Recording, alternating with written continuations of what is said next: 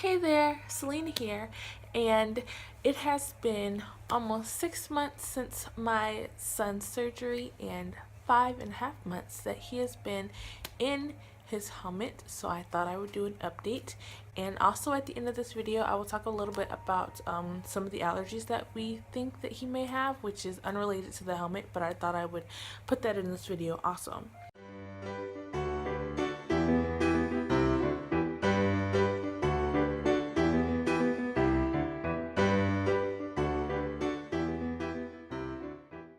So before I get to the video started, I want to say happy 4th of July because the 4th of July is tomorrow. Stay safe on the 4th of July, guys.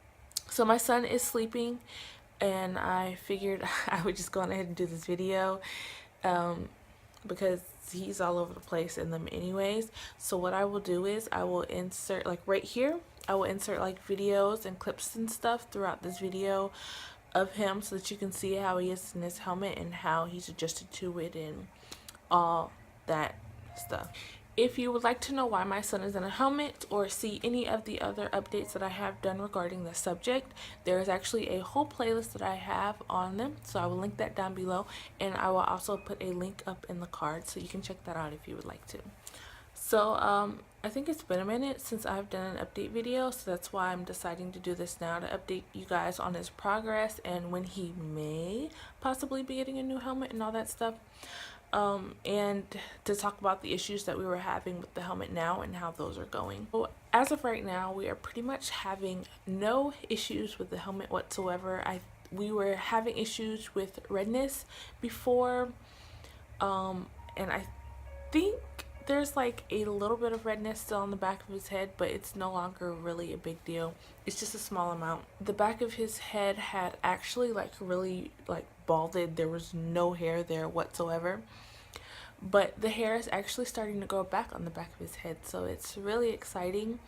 And on the subject of hair, I'm actually kind of worried that I may end up having to cut his hair because it may, like, he's got a lot of hair and I feel like it may start interfering with the helmet.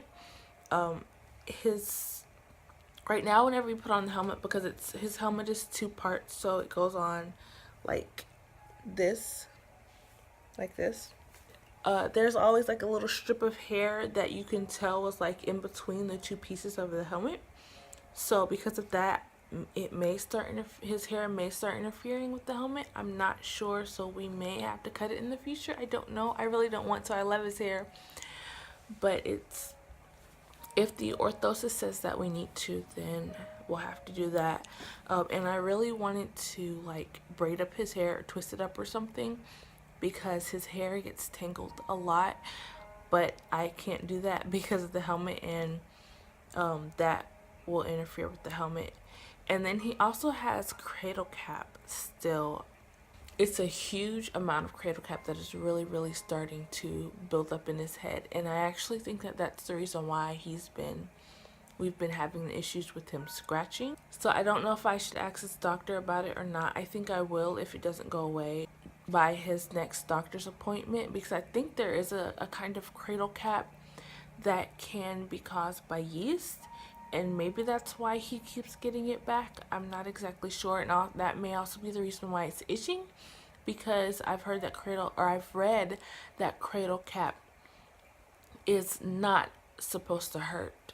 Not hurt, but cradle cap is not supposed to itch. But we do have the scratching issue, which I've actually found out is actually something that's normal.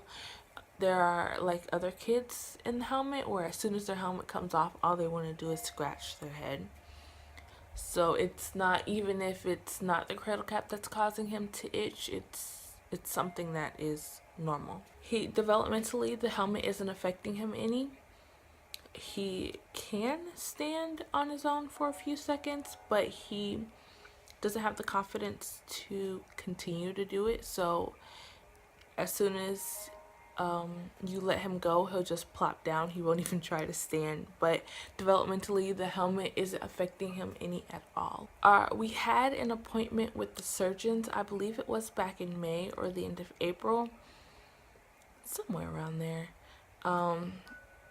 and we were thinking that in May he was going to get a new helmet, but here it is July and he is still in his first helmet. But from talking to other parents, kids' heads grow at different rates, and it also depends on like what condition they have for how long they'll be in a helmet. So some grow out of their helmet in a few weeks, others 3 months. But my son, he may not get a new helmet, or it's looking like he's not going to get a new helmet until August. That's what it's looking like right now. So his head, I guess, grows a little slower than what a lot of other kids do. So for a while, we were kind of a little bit worried about his head shape. My son has sagittal craniosynostosis, and that makes the head narrow on the sides, so it's not rounded like it should be, it's narrow. And the main thing that we want is for his head to fill out on the sides. For a while, his head wasn't doing that. His head was just growing long ways. So his head was growing this way, but it wasn't growing out this way like it should be. And at our last appointment with the orthosis, his head actually started growing out, so that was really good. The orthosis actually said that he was starting to get a little bit worried and was wondering why his head wasn't growing out. But it is actually starting to grow out now, so that is very reassuring for us. I think it's because like the helmet is finally starting to get too small, so his like the front and the back of his head actually are touching the helmet, I believe. And then so the only way left that his head has to grow is to the sides. That's all the room that's left is on the sides. So his head has no choice but to grow on the sides. And I think that's why it's starting to grow that way. One thing that I forgot to say is to determine on when he will get a new helmet, like it's determined by his head circumference, and currently it's in the 470s. And it has to get to the 490s.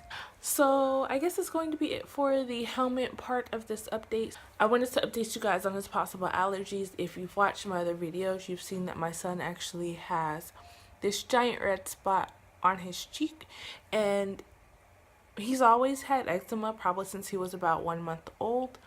And so this cheek was always a little bit red, and then one day about 2 or so months ago, I accidentally scratched his cheek, and since then it's like super red and itchy and just crazy, and it hasn't healed for whatever reason. I put steroids on it and that isn't helping. Just like whatever we're doing isn't helping. And the thing is that eczema is caused by allergies. He's allergic to something, we just don't know what it is. So and since I'm breastfeeding, that means that it's more than likely something in my diet. So I have cut out tomatoes, which hasn't helped. I've cut out soy, which hasn't helped. And now I am cutting out chocolate. It's only been 1 day since I've cut out chocolate, so I don't know if that is going to help him get better.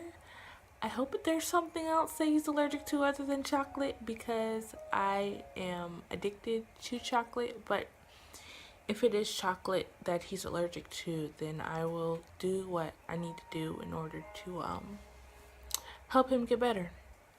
So yeah, that is going to be it for this video. Thank you guys for watching this mini update video. New video every Sunday and every Wednesday. And until next time, deuces.